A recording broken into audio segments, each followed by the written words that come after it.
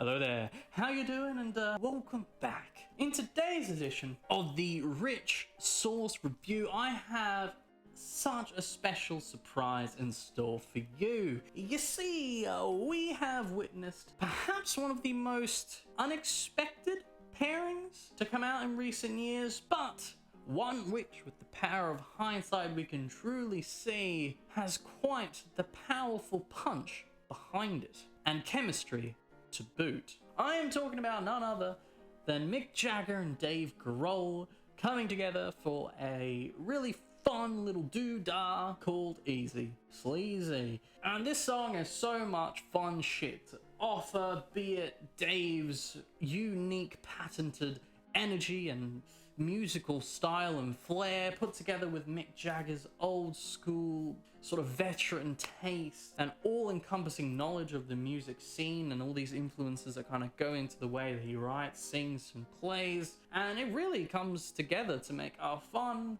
little package of a song that has a bit of comedy in it, has a bit of punk in it, has a bit of bluesy flair in it, has a bit of hope, a little bit of lament. And overall, it's just fucking exciting. So why don't we go look at what makes up this delicious brew of sauce, shall we? And I will address this immediately for those of you out there who noticed I have in fact cut my locks. Now, although it is shocking, and I know I must seem completely different to most of you out there, don't worry, I am in fact myself. It is always the same Fred speaking to you today. I'm not a doppelganger. And as I was setting up to record, I realized that, blimey, I kind of look and resemble like a Led Zeppelin 2 era Jimmy Page with, let's see if I can do it, kind of this thing going on. But we're just going to move on, ignore that, and take it on my word that it was not in any way intentional. Have the man's guitar, have the man's vinyls, have the man's taste in music. What do you know next? I'm going to steal his identity. I mean, that wouldn't be too bad. And as another little nod and tip of the hat to those veterans out there here on the channel, it is in fact time to bring back one of my favorite leitmotifs, my fuel for making these fun little videos, and frankly, the lightning and the sparks behind all the comedy, if you can call it that, here on the channel, some delicious coffee. So why don't we take a second to caffeine up, if you will, and jump into the ingredients, making up this spicy little tune.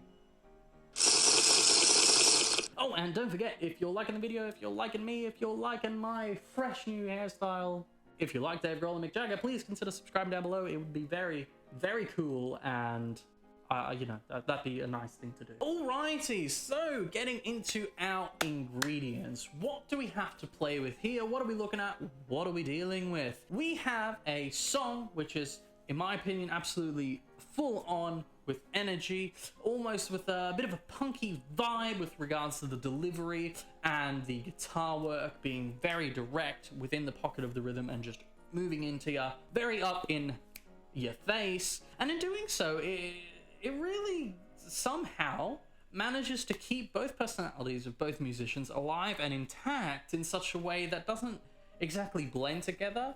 You can clearly distinguish both parts, but they just work so well in tandem that you can at the same time distinguish both musicians in their own flair and who does what. But if you take a step back and listen to the project as a whole, it really sounds just like one big wonderful batch of sauce. For example, in the verse of the song and that rhythm guitar work, you have a classy, classic bluesy shuffle giving the rhythm of the song, really doing something different from some traditional punk songs. Instead of just chugging along with a power chord, he's giving it some added bluesy flair. But on the other hand, you have Dave kind of coming in with some loud, bombastic, rambunctious little guitar licks, spacing out the shuffle and really making the song sound not banal, and really going well in tandem with Mick's vocals. The rhythm of the shuffle per se is such that it doesn't really seem like a blues shuffle in a way. It's not a traditional dum da dum da dum da dum da dum da. It's just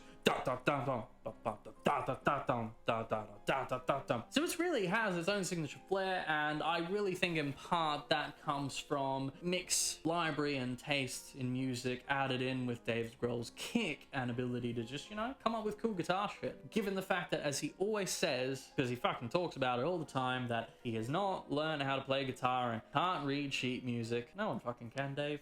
No one can, let's be real. But his ability to see the guitar as a drum kit really, I believe, is the secret ingredient of this song. Let me also say it's quite refreshing to hear Dave Grohl back behind the drum kit. In an interview with Rolling Stone that I will link for you down below, Mick does point out that, for example, in the work with the Rolling Stones, Charlie has his signature sound on the drums. You can hear his rhythms, you can hear the way that he interacts with the beat, and here at the same time with his fills, with the way that he kind of always, I wouldn't say drags, but you can always kind of hear that signature Dave Grohl drumming style that he inherited from Nirvana and really, you know, has developed through the years, and it gives a good level of bass energy and flair to the song that all the other parts just continue to build and build and build on. And finally, the lyrics. Oddly enough, these lyrics have an interesting mix of comedy, lament, hope, anger, and so on and so forth. Pretty much any emotion that you could have possibly developed after being pent up and locked in for such a long time, it's pretty much expressed here. And I think the best way to give you a concrete example of this is that I think this is the only song that could include a mention of TikTok and Zoom calls and dance classes and language courses without it being gratuitous and without me wanting to cringe and crawl on the floor crying. And really, that's all thanks to Mick Jagger. Moving on, we are getting into the flavors of this delicious batch of sauce, which is Easy Sleazy. As I sort of hinted at in the introduction, what we're getting here is a song which I really believe trying to pin down into one specific genre or trying to categorize specifically really wouldn't do it justice. So what I'm going to do here is try to look at it intersectionally if possible, and try to pick out all the influences and all the stuff that goes into it. From a stance of sound, lyrically, I sort of get some Sid Vicious vibes, albeit nowhere near as aggressive and without that signature flair of complete outrage and disgust, alongside some guitar work that kind of reminds me of a modernized Chuck Berry with those kind of majory bluesy licks sliding into the shuffle. And I think, as I've sort of said this whole time, it really speaks to the wide array of musical influences and taste that someone who's been involved and really spearheaded the industry for such a long time as Mick Jagger has can offer. Frankly, one of the only other people I can think of off the top of my head who would have such a diverse vocabulary is Iggy Pop. So this element of the song is something that I really want to emphasize and point out, because you know, not many other people would be able to fuse these two genres together in such a way.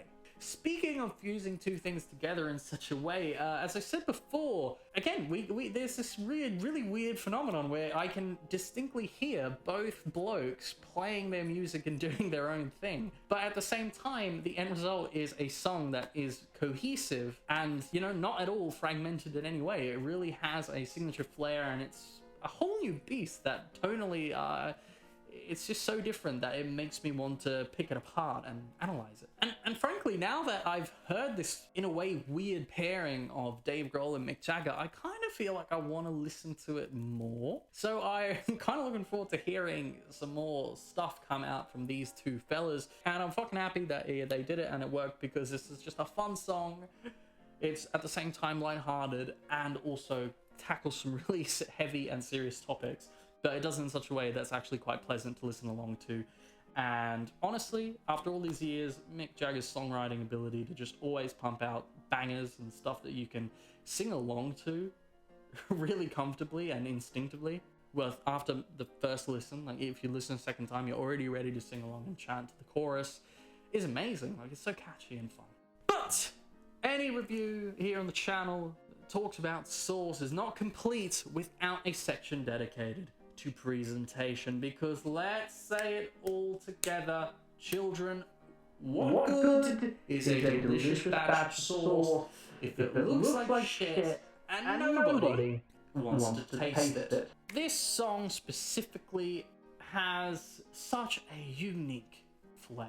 As I've said multiple times, there's these two distinct identities meshed together to make one big project, and it all results in this tone and flair and identity, which is a whole new beast and is such an alluring prospect. But I don't want to repeat myself and talk about all the shit that I've just wasted your time talking about, and let's instead address the lyrics and the underlying ideas and tones of song. It really addresses a lot of themes during this lockdown, which no one really talks about, in the sense that every time you open the fucking internet or open any social media platform, you're going to be bombarded with articles and posts about how people try to use this time to better themselves. And this song really doesn't lie to itself. It's just expressing that, fuck that has not happened. We've all sat in front of the telly, just try to pass our time as best we can, and in a way this song offers a response that we all kind of needed.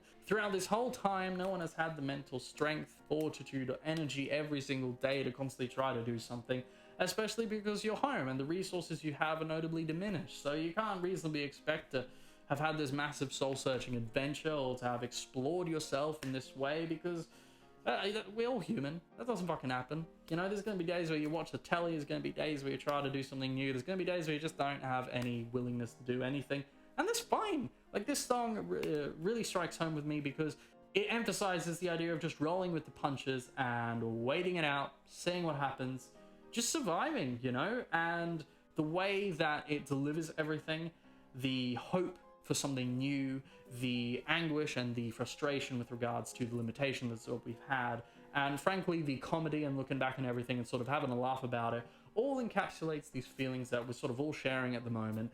And it's just, I don't know, it really touches base, it hits home with me, and I appreciate putting to words these feelings that we all have, you know? As time goes on, let's just continue to have a positive outlook, but in no way should we look back on our time and fault ourselves for not doing X or not doing Y or not doing this or not doing that.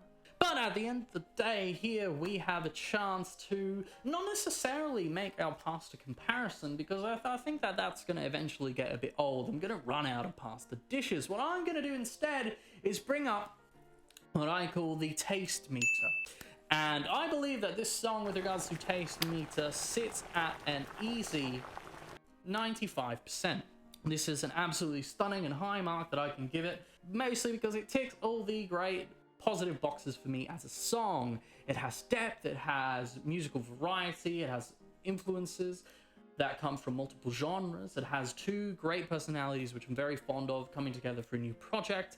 It has its own, in a way, signature sound that delivers something new, whilst at the same time capturing some elements of old school music and something a bit more modern at the same time. And although perhaps it doesn't deliver in the sense of variety musically, there's not much that changes up in the song specifically, given the idea that they were going for and given the themes that they tackled, I really think they would have been more awkward than beneficial to try to force themselves to fit something different in for the sake of having something different within the song. It just doesn't fit here.